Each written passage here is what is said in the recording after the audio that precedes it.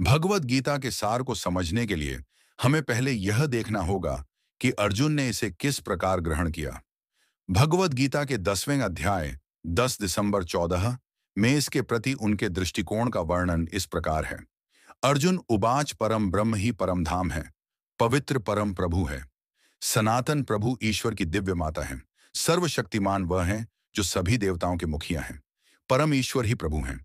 अर्जुन ने कहा, आप परम भगवान, परम धाम, परम पवित्रता और परम ब्रह्म हैं।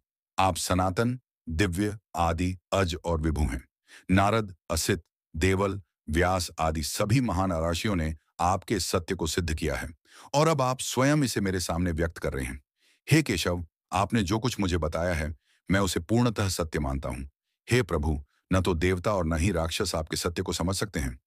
भगवान से भगवत गीता सुनने के बाद अर्जुन को समझ में आया कि कृष्ण परम ब्रह्म है, अर्थात पर ब्रह्म। प्रत्येक जीव ब्रह्म है, किंतु परम जीव या परमेश्वर परम ब्रह्म है। परम धाम शब्द का अर्थ है कि वे सभी का परम आश्रय या परम धाम है। पवित्रम के अर्थ में वे शुद्ध हैं, अर्थात भौतिक जगत का कोई भी कल्मश उन्हें स्पर्श नहीं कर सकता। पुरुषम शब्द का अर्थ है कि वे परम भोक्ता हैं।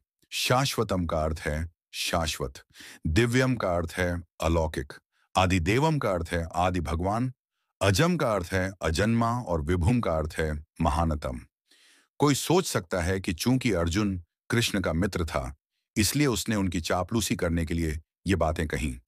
लेकिन भगवत गीता के पाठक के मन से इस संदेह को दूर करने के लिए अर्जुन अगले श्लोक में कहता है कि नारद, असित, देवल, व्यास जैसे दिव्य ज्ञान के सभी महान विद्वानों ने कृष्ण को परमेश्वर के रूप में स्वीकार किया है।